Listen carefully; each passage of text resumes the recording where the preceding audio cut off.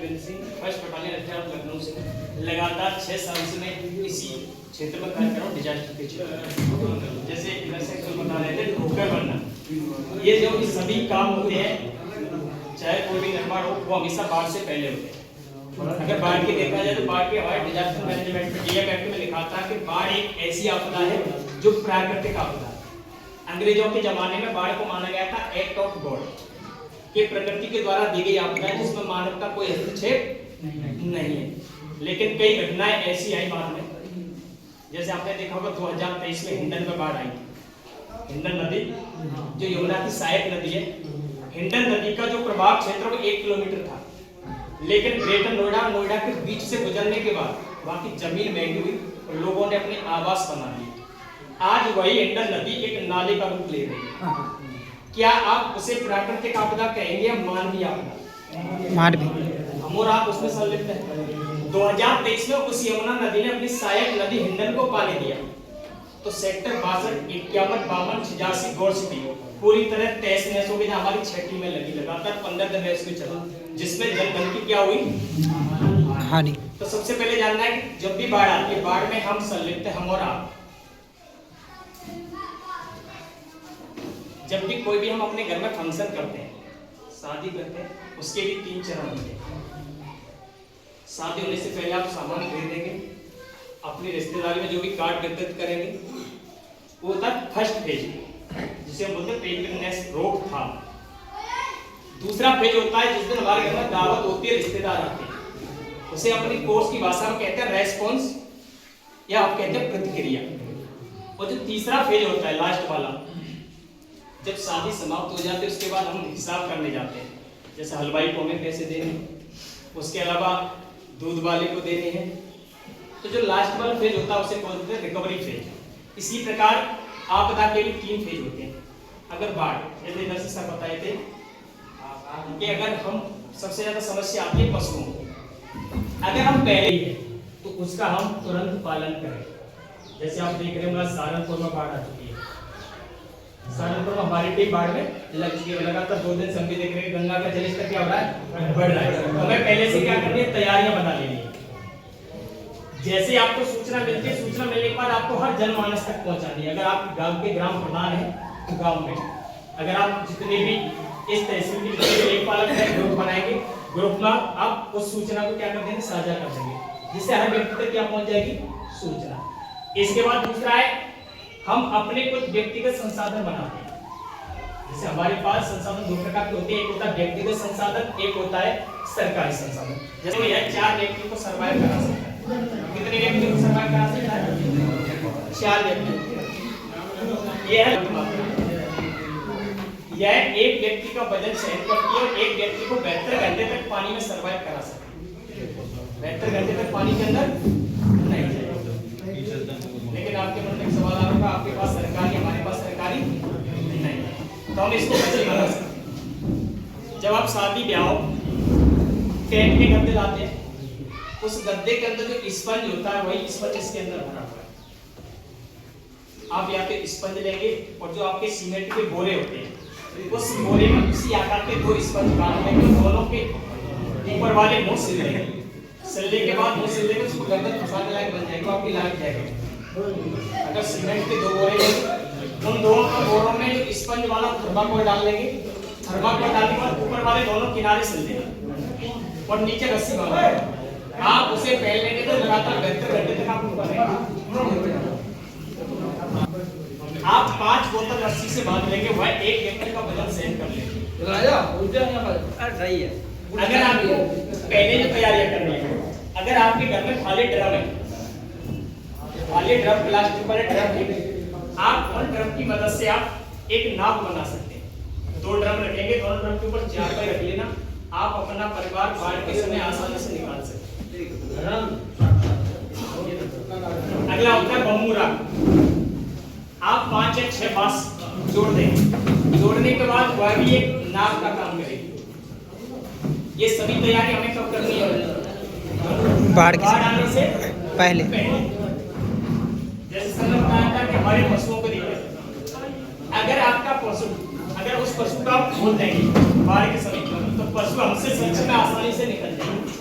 लेकिन फिर भी आपको लगता है कि हमारा कोई पशु ऐसा है जो बीमार है, तैरने में उसे दिक्कत हो सकती है, तो आप केले का तना काटकर तने को दोनों साइड में बांधते पशु की। केले के 2 तने एक पशु का वजन आसानी से सहन कर लेंगे। अगर आपका पशु बीमार है, तैरने में दिक्कत है और आपको लग रहा है कि हमारे क्षेत्र में बाढ़ आने वाली है, तो केले हर जगह उपलब्ध होते हैं। केले का तना काटेंगे, तना काटने के बाद पशु के दोनों साइड में बांध देंगे और पशु आसानी से पानी से। इसके बाद आपके घरों में जैसे सर ने बताया, जो भी प्रेग्नेंट महिलाएं उनकी आप पहले से लिस्ट बना के रखेंगे, जो बुजुर्ग हैं उनकी लिस्ट बना के रखेंगे। यदि इन बारिश के 3 महीनों में आपके बच्चों का कोई भी एग्जाम है तो उसकी भी आप लिस्ट बना के रखेंगे, क्योंकि जब बाढ़ आती है, बाढ़ के समय जब हमारी एसडीआरएफ या एनडीआरएफ की टीम आती है, यदि आप उस लिस्ट को हमें उपलब्ध करा देंगे तो सबसे पहले रेस्पॉन्स जो हम करते हैं तो उन्हीं लोगों का करेंगे जो हमें आवश्यक लगे। अगर प्रेग्नेंट पहला उसको बाहर निकालेंगे सुरक्षित स्थान पर, या कोई वृद्ध है उसको निकालेंगे, या इसके अलावा किसी का एग्जाम है उस पर्पस को। तो ये सभी तैयारियां कब की हैं? बाढ़ से पहले।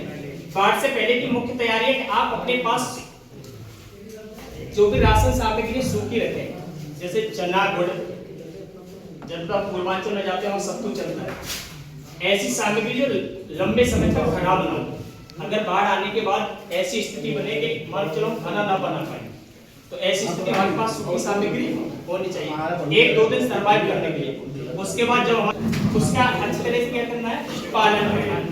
दूसरा मैंने बताया था व्यक्तिगत संसाधन बनाने। व्यक्तिगत संसाधन में होता लाइफ जैकेट बना सकते हैं, बम्बू राफ्ट, बोतल राफ्ट बना सकते हैं, ड्रम का प्रयोग करके आप चापा रख के आप नाव की तरह बना सकते हैं।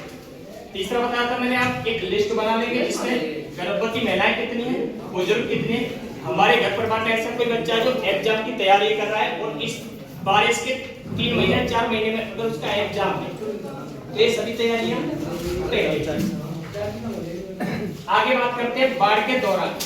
बाढ़ के दौरान क्या करना? बाढ़ के दौरान कभी भी पानी के अंदर नहीं जाना है।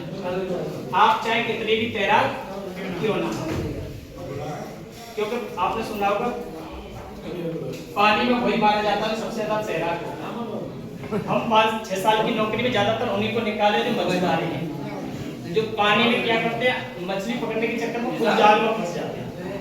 तो कभी भी पानी के अंदर नहीं जाना।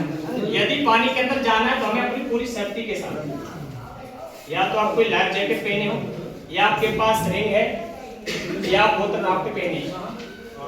दूसरी होती है कि बाढ़ के दौरान जो भी संस्थाएं लगी हुई हैं आप उनकी मदद करें, चाहे वो एनडीआरएफ के आपदा मित्र एनजीओ है। ये देखिए अगर एक लगी हुई है बोट, आप 10 लोग एक साथ सवार हो जाए तो हमारी एक आदत बनी, हम क्या करते हैं, बंद लगा देते हैं। यही करते हैं तो ऐसे बांध देते हैं। कोई क्या करता है उस जगह पर ब्लेड से मारता है, कोई चूसने लगता है। ऐसा हमें कभी नहीं करना। ये जो हम टॉर्निकेट करते हैं गलत करते हैं। अगर रक्त बंद करना है तो ये टॉर्निकेट बिल्कुल ब्लॉकेज कर देता है। जब आप 5 मिनट बाद इसको खोलेंगे तो तेजी से हार्ट के पास जाएगा, तो तेजी से हार्ट के पास जाएगा तो हार्ट में क्या होगा, इन्फेक्शन बढ़ेगा, आप हार्ट अटैक होंगे।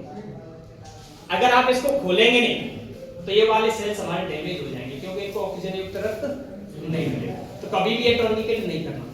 अगर सर्प आपको काट लेता है तो एक होता है अमेरिकन टॉर्निकेट। अमेरिकन टॉर्निकेट में क्या होता है, जिस प्रकार स्पाइरल होती है, स्प्रिंग जैसे बनाना है, ना तो आर्टरी पूरी तरह ब्लॉक करनी।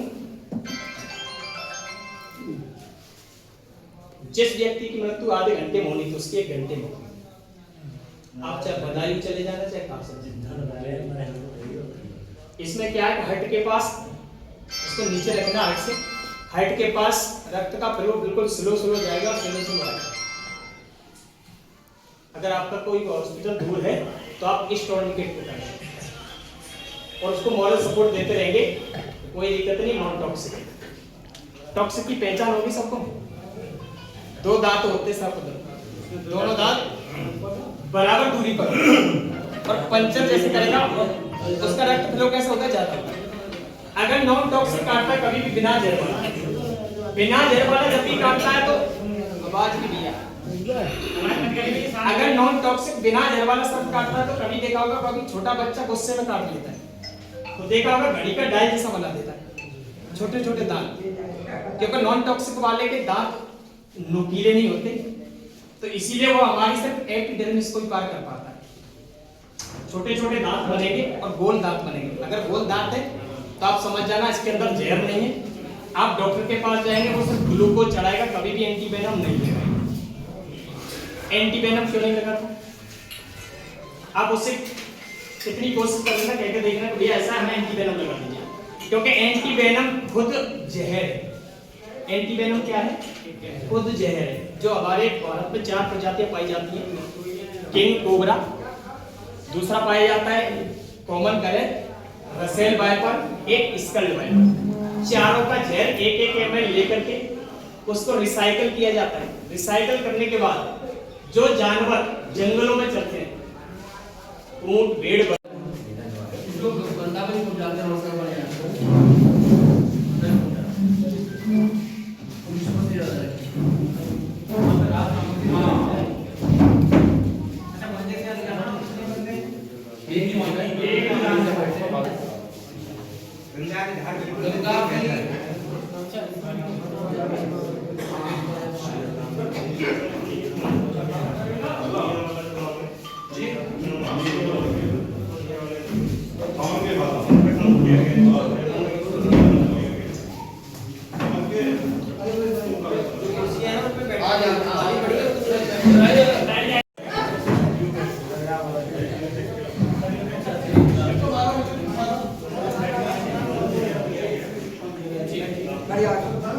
ये आगे किसी पर